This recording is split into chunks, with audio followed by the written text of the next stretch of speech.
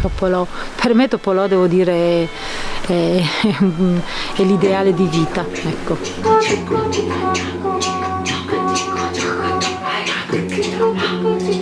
Cosa ci facevo alle 3 di notte in piedi in una casa dove non ero mai stato e con persone conosciute solo qualche ora prima? Partiamo dalla geografia. Ho valicato il monte, adesso sono in questa piccola frazione che si chiama Topolò, teatro ma anche altre arti. Questa sera ci sarà un concerto musicale in questa frazione remota dove la strada finisce e poi c'è il bosco. In realtà sono molto curioso di vedere che atmosfera si respira e anche chiacchierare con gli organizzatori di questa manifestazione, perché l'hanno voluta fare proprio qua, in mezzo al nulla, in questa terra di confine. Topolò è un borgo annegato nelle valli del Natisone, al confine con la Slovenia.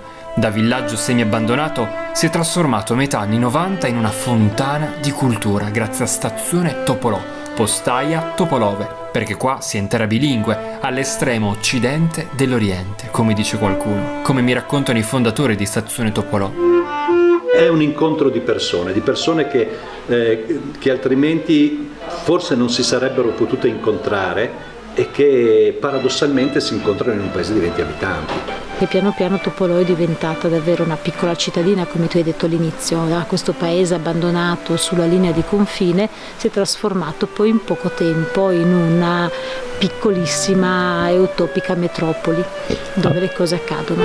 Un laboratorio dove artisti di tutto il mondo soggiornano e sperimentano e presentano poi performance di varia natura che hanno a che fare con il luogo. In questo laboratorio un protagonista è il borgo stesso. Sì, è il motore, cioè non è lo sfondo caratteristico perché ci sono le case in pietra, perché ci sono gli ottoli in salita e perché ci sono queste montagne invase dalla foresta. Il motore di questa manifestazione, di questo laboratorio, è proprio il paese. E lui non è lo sfondo, non è lo scenario, è il cuore. È un po' il luogo dove, almeno durante la stazione, io sto benissimo, perché questo progetto che facciamo in realtà è un po' lo specchio di quello di come vorremmo vivere, e lo facciamo sempre con una tensione positiva, creativa, nel cercare nel cercare risposte a domande. Ma è più utopia o possibilità? Qui siamo partiti con un progetto totalmente utopico, irrealizzabile, eppure in questi 27 anni invece qualcosa si realizza ormai già da solo. Lo spazio, questa dimensione che un po' tu hai conosciuto, è una cosa concreta, vera. Ogni giorno del lockdown per 40 giorni si sono dati una parola e su quella parola hanno disegnato. Così hanno interpretato lo stesso tema due artisti diversi che vivevano in posti diversi: primitivo, monumento, viaggio e così via. Così due giovani, Elena e Paolo, uno di Topolò e l'altro di Trento. A Topolò si fanno spettacoli senza palcoscenico. E ci dedichiamo ad altre cose che abbiano sempre però come paletto, diciamo, come minimo comune denominatore, un senso per questo luogo. Questa sera ad esempio c'era un concerto di musica ebraica e uno può dire: ma che senso ha la musica ebraica a Topolò? Il fatto è che il musicista Davide Casali ha scoperto qui a Topolò la presenza secoli addietro di una fiorente comunità ebraica. Secondo me Topolò è diventata moderna ma è rimasta uguale. La gente che sta qua ha sempre quella voglia di arte che è difficile trovare da qualsiasi altra parte. Da quanti anni porti il tuo clarinetto a Topolò? Esattamente dal 94, che è stato il primo anno in cui la stazione è partita. Io da allora vengo qui, racconto delle comunità ebraiche che erano qui tantissimi anni fa.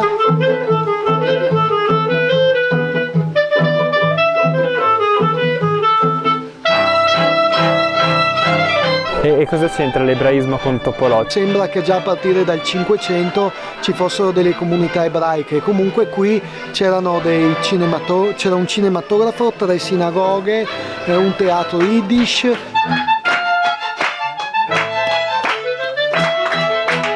viaggio stesso per venire qua fa parte dell'esperienza. Attraversando queste valli si compie un processo di purificazione. A Topolò ci si spoglia della quotidianità, un battesimo laico tra alberi e pietre. La sera con la strada che finiscono i cavi della luce, infatti quando c'è un temporale noi perdiamo la luce per ore, finiscono accidenti i cavi del telefono, finisce tutto qua, però se ci si gira inizia tutto, dipende dal punto di vista. È un caso che questo esperimento, questo laboratorio si trovi proprio al confine con la Slovenia? No, non è un caso assolutamente. Noi abbiamo rischiato, abbiamo desiderato tanto creare proprio in questo mondo che finiva contro il confine, perché all'inizio, a quei tempi, eravamo nel 94. Il muro di Berlino era già caduto, però in realtà le cose poi permangono, quindi c'era ancora questa grande difficoltà nello stare insieme, nel tornare ad essere un mondo aperto e così, e quindi il progetto è stato fin dall'inizio, ruotava intorno al confine. La dimensione del confine è una ricerca, è uno spazio interiore, il confine tutti siamo pieni e ne abbiamo di confini dentro, e sono confini con i quali qualche volta anche combattiamo, che vorremmo superare. Però uno può venire a Topolò per capire anche come andare oltre quel confine, come dialogare. Secondo me sì. Credo che se da 27 anni continuiamo a fare questa cosa non è solo per merito nostro, naturalmente, è perché per tanti Topolò è diventato un luogo dove certe cose si possono fare, la gioia di stare insieme. In qualcosa forse l'hai visto.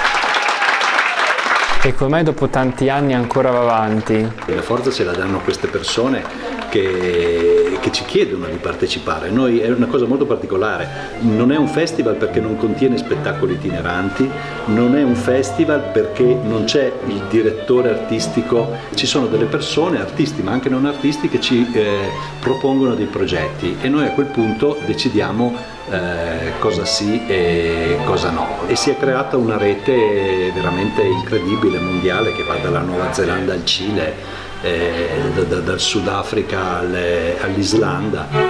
Seppure il borgo conti oggi solo 20 abitanti, gli incontri che si possono fare sono da capitale. Ci sono pure le ambasciate, dove gli ambasciatori sono gli artisti stessi, e c'è pure una pinacoteca universale. L'ambasciata però non è un gioco, non è solo una targhetta che vediamo appesa, è proprio l'impegno che alcuni artisti si prendono nel prendersi cura del progetto della stazione, e quindi nell'invitare artisti che a modo perché insomma loro garantiscono come giusti, cioè in grado di sentire, di percepire, di stare, di poter lavorare nello spirito della stazione.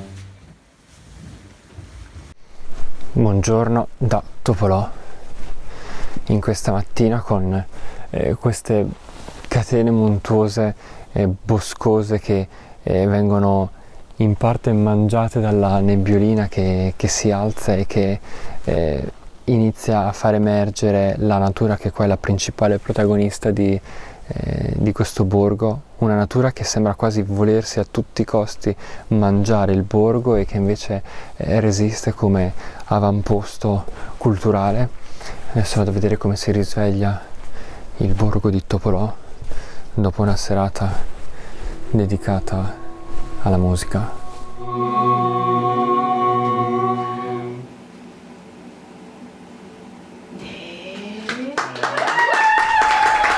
A Topolò ho capito che l'arte non è fatta di performance, ma di relazioni tra persone. L'ho capito quando tra vino, zuppe e risate le nostre voci cercavano un accordo. L'ho capito con Patrizia, artista del suono che si lascia ispirare da questi boschi, con Beba, che crea sculture di luce e che ama le piante. L'ho capito con la loro accoglienza. Al centro di Topolò c'è la persona.